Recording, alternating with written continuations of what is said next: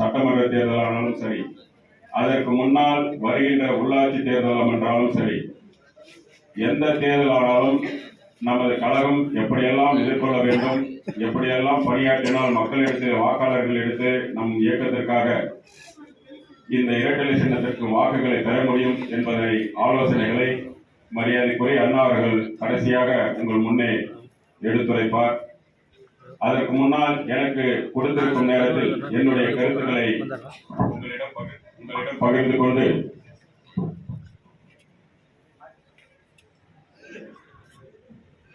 கொள்ள விரும்புகிறேன். 2016 வரை இங்கே மேடையிலே நமது முன்னோடிகள் சொல்வது போல அனைத்து இந்திய அண்ணா திராவிட முன்னேற்ற கழகம் பர்கூர் சட்டமன்ற தொகுதி எஃகு கோட்டை, அனைத்து இந்திய அண்ணா திராவிட முன்னேற்ற கழகத்தின் கோட்டை என்றெல்லாம் இருந்தது.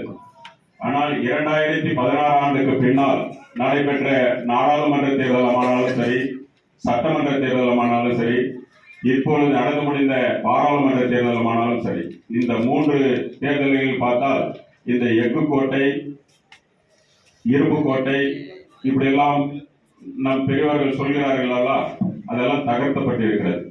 அதற்கு காரணம் இங்கே மேடையில் அமர்ந்திருப்பவர்கள் அல்ல, நம்மளுடைய பணிகள் தான்.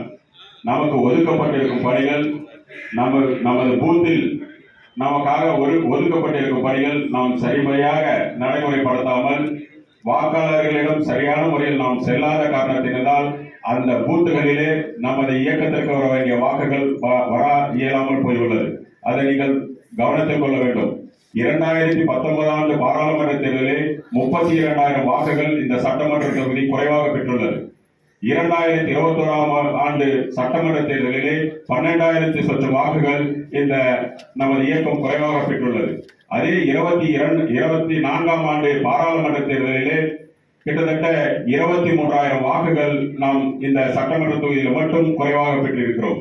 இப்படி குறைவாக பெற்றிருக்கிற நாங்கள் எப்படி 26,000 சட்டமன்ற தேர்தலிலே வெற்றி பெற முடியும் என்பதை நீங்கள் உணர வேண்டும். இங்கு மேடையில் இருப்பவர்கள் கழக பொறுப்பாளர்கள் உங்களிடம்தான் இந்த பொறுப்புகளை ஒப்படைக்கிறார்கள். சட்டமன்ற தேர்தலானாலும் சரி, எந்த தேர்தல் வந்தாலும் சரி, நீங்கள் சரியான முறையில் அந்தந்த பகுதியிலே அந்தந்த பூத்துகளிலே சரியான முறையில் நீங்கள் பணியாற்றினால் ஒழிய மீண்டும் இந்த பர்கூர் சட்டமன்ற தொகுதி இரும்பு கோட்டை என்ற வாக்கியத்தை உபயோகப்படுத்த வேண்டும் என்றால் அது உங்கள் கையில் தான் இருக்கிறது.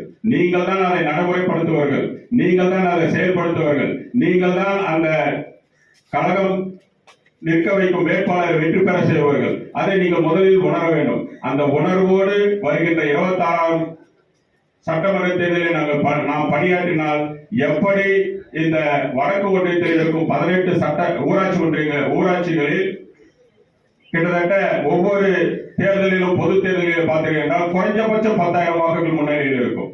குறைஞ்சபட்சம் நான் சொல்வது என்னுடைய அனுபவத்தில் நான் சொல்கிறேன்.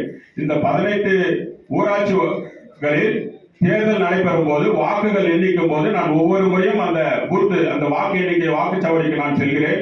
என்னை முகவராக போடுகிறார்கள். எனக்கு தெரிந்தவரை பார்த்தீங்கன்னா 10,000 வாக்குகள் முன்னிலையில் இருக்கும். ஆனால் இந்த 3 தேர்தலில் பார்த்தால் நாம் கிட்டத்தட்ட 6,000 வாக்கு 7,000 வாக்கு குறைவாக பெறுகிறோம். அதை நீங்கள் உணர்வுபூர்வமாக என்ன வேண்டும். எதற்காக இதை சொல்கிறேன் என்றால் வாக்குச்சாவடியில் அங்கு வாக்கு என்னும் இடத்தில் என்ன நடைபெறுகிறது உங்களுக்கு தெரியவில்லை. நீங்கள் உங்கள் ஊரிலே உங்கள் வாக்குச்சாவடியில் எவ்வளவு குறைவாக வாக்குகள் பெற்றிருக்கிறீர்கள் என்று உங்களுக்கு தெரியாது. அதை தெளிவுபடுத்ததான் எனக்கு கிடைத்த நேரத்தில் உங்களுடன் பகிர்ந்து கொள்கிறேன்.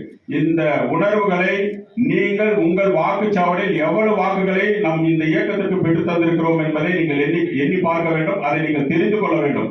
முக்கியமாக நான் ஒன்றை மட்டும் சொல்ல கடமைப்பட்டிருக்கிறேன்.